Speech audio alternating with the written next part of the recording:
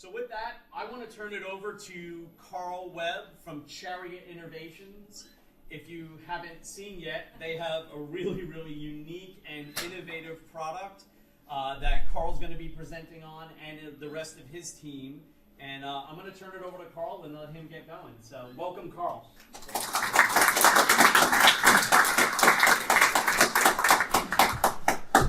Hello, good morning. Thank you guys for being here. Thank you, Amy, for coordinating this, and Bill. Thanks to Kevin for coordinating and connecting us. My name is Carl Webb. This is Brian Garner and Scott Shuley that I'm here with today. And we're going to be collaborating with you about Chariot Innovations. So we want to focus on three big questions. And the first is, how do we identify and educate these right markets that we're looking at and propose our win-win proposition and spark demand for this new therapy treatment that we're offering? Number two, how should we go about doing that and keep growing our business while remaining bootstrapped and as lean as possible? And number three, how should we go about planning to grow and preparing to outsource our manufacturing while we prepare for future demand? So with that, I'm going to hand it over to Scott Shuley to get us started. All right. Where's my button here? I guess it's the up button. My name's Scott Shuley. I'm a retired Army First Sergeant, and do a lot of things in the Army, but me, the most unique thing is that I rode a horse for the first cav for about 14 years. And in 2005, I was sent to Brooke Army Medical Center to help develop a program using horses to rehabilitate amputees from the military, from wars. And so we went into this physical thing where we were going to help them with pain and everything. And soon we discovered it wasn't just about their physical pain, but it was about the emotional support and everything that they needed to connect with. Well, what we discovered was that the motion of the horse helped these amputees realign their center of gravity up to 3,000 times in 30 minutes of riding. And when you learn your body in space with 2 arms and 2 legs, and then somebody takes your legs away, nobody necessarily updated the process. So the motion dynamics, the 3-dimensional, this mimics the pelvic motion of the human being, which replaces where human beings can't do that. And by realigning your center of gravity, you update the processor for you to know and understand your new body dynamics. So it's accelerated that. I've also seen this work. My partners, we hired up the street in Georgetown, Rock, Right On Center to Kids, for kids. They were our technical supervisors when we did our project in San Antonio, and they serve kids. Try the right button. Got it. Okay. So this is when we were in San Antonio. These are all soldiers. This guy right here, bilateral amputee, 67 days after he lost his leg, and we had him up on a horse. This guy goes on to win an Olympic medal in biathlon in the Paralympics in Vancouver in 2010. Anyway, big dynamics, taking people that have lost everything and then regenerating them. These are ones that were whole, and then they became broken, and we made them well. Right On Center for Kids focuses on kids with Downs, Parkinson's, autism, all the underdevelopment and developmental delays that you see in our kids' population. And for some reason, when they get in this 3-dimensional motion, it activates a learning platform. It takes the edge off of kids that can't sit still and focus, and it helps them go into a learning mode. And I've seen children start to speak that didn't speak. I've seen children start to walk that couldn't walk. And I've seen the acceleration process of soldiers and veterans rejoining their family as a parent, as a father, and wanting to go on and be a better part of the community. And it all centers around the 3-dimensional motion of this that actually excites something in the individual where you can go on a hyper-learn and recovery. So this is a catalyst to make you do that. And unfortunately, one of the things is access. You know, it's a lot of admin time, it's a lot of upkeep, it's a lot of cost to maintain a barn. And they see about 250 client hours a week up here in Georgetown. And that's a lot, but it takes a whole lot of effort and a whole lot of money. So accessibility to this motion dynamic is one of the challenges that we've had. And ironically, just up the road at Baylor University, I didn't know the man at the time, but Dr. Brian Garner had heard about this, and he was interested in creating a platform that could replicate this motion, that we could provide accessibility complementary to people, whether they had barns or horses, they lived in the city, almost anywhere. You can see the size of the unit, you can see the motion that it takes, and being able to not only conquer the admin time, the upkeep, and the maintenance, but this streamlines this technology or this discovery so we can improve the human condition of literally almost any group that is in a therapeutic or a relearning dynamic, because this helps you get on HyperLearn, and it's like an app that gives you added value to everything that you do. So the motion dynamic became the transition into a mechanical machine, and it's my pleasure to introduce you to the man that invented this, Dr. Brian Garner.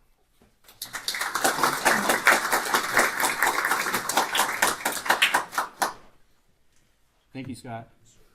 Yes, I'm a professor in mechanical engineering at Baylor University, and my research area is biomechanics. So I do simulation and motion or measurement in biomechanics, which is the study of motion and forces in living things.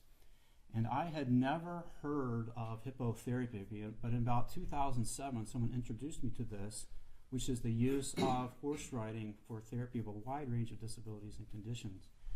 And so I got started by doing a study quantifying. One of the rationales of this hippotherapy is that the horse's motion drives the rider's body through movement patterns that are similar to those of human activities like walking. So I got started by studying. I had all the equipment, and I studied a comparison between the riding motion and the walking motion. And as I was quantifying all these similarities of these motion patterns, I was also learning more and more about the wide range of benefits that this motion has. And so, being an engineer and also loving and being very interested in this topic, I set out to, well, what if we had a mechanical device that could reproduce realistically the complex three-dimensional motion patterns that I was measuring. And so, after 6 years, probably more like 7 years of effort, 4 generations of prototypes, we now have this model, which does a very good job of replicating the equine motion. So, over all these years, with Baylor's full support, we've been able to secure a full utility patent, assemble a very strong and experienced team of advisors, and form a company, Chariot Innovations, which now has exclusive license from Baylor to commercialize this technology. Our manufacturing right now, we about 50% parts are off the shelf, about 50% parts are custom made. We have some regional manufacturing partners that make those for us. It costs us about $3,000 per unit, including labor. We assemble them at the Baylor Research and Innovation Collaborative, which is a really nice facility just north of campus, part of Baylor. And so since the company was formed in late fall 2014, and while I'm still busy with my day job as a professor full-time, been able to get some feedback on the product from the market and develop some important relationships. We got a few early adopters. We've got some great relationship with Nancy Krenick at the Ride On Center for Kids. They have a unit, by the way, which they use every day, and they absolutely love it, and they rave about it. So in late fall 2016, we felt like we were ready to make sales, so we make our first initial sales, and then in the spring of 17 last year, we felt like we were ready to bring on somebody who could devote more time consistently to grow the business. And so I'm very pleased that we have Carl and his great efforts, and I'll turn it over to him, tell you a little bit about the business. All right, so thank you, Brian and Scott, for your background and some powerful stories. I know we don't have much time. We'll try to move through it. So I got connected to this business through a professor who called me. This is a course called Accelerated Ventures, and he said we could basically take on this company, this technology, and build a business around it. And I saw the amazing things that were happening and decided to continue engaged when I graduated in this past May of 2017. And we've been actively bringing this equipment to market, this new therapy treatment, because of the incredible stories and the lives we've seen improved. So we've entered several different markets, and the first one was the Equine Assisted Therapy Centers, kind of like Rock up the road. And we wanted to validate that this was actually doing the kind of therapy that they actually perform And indeed it is. They love it. Unfortunately, the sales cycle is pretty long. They're all nonprofits. They're funded by donations and grants. So we wanted to figure out a market that could be sustainable for us right now and that we could build a business on. So we pivoted to therapy clinics that do physical, occupational, speech therapy, and there's lots of applications within those clinics. And then also neurological rehabilitation, which is a little bit more specialized, and they actually do rehabilitation for all types of neurological conditions, spinal cord injuries, strokes, traumatic brain injuries, Parkinson's. The list really goes on and on. Also veterans, and we're partnered with research institutions who are gathering data on this. So there are three main ways where clinics get value out of this equipment. The first is their patients are able to improve faster and with better outcomes. And so, for instance, a lady in Marble Falls, she had multiple sclerosis and wasn't able to balance herself, had been doing treatment for years, and now exclaims that after 3 or 4 months, she's able to feel comfortable walking around her own home, do her own errands. Another gentleman actually at Rock, he had a stroke over 9 years ago and lost his speech, lost his mobility. His wife's a nurse, and they were shutting down for about a month, and they decided to put the equipment in their home. And he was riding for twice a day, every other day, and has begun to regain his memory, his cognition, his speech, and also has begun walking without a cane. So the second reason that clinics are able to get value is through increased efficiency with the clinic, how therapists are working with their patients. They're able to do multiple platforms for therapy on this equipment.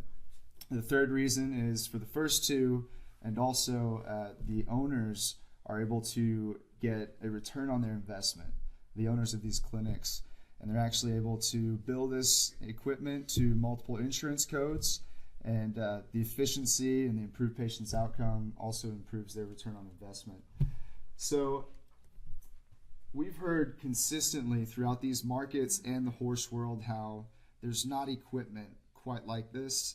And that's for two main reasons. One is the complex movement, how it's been captured in this new approach. And number two is the newness of recognizing what equine motion therapy can do in the rehabilitation and therapy world.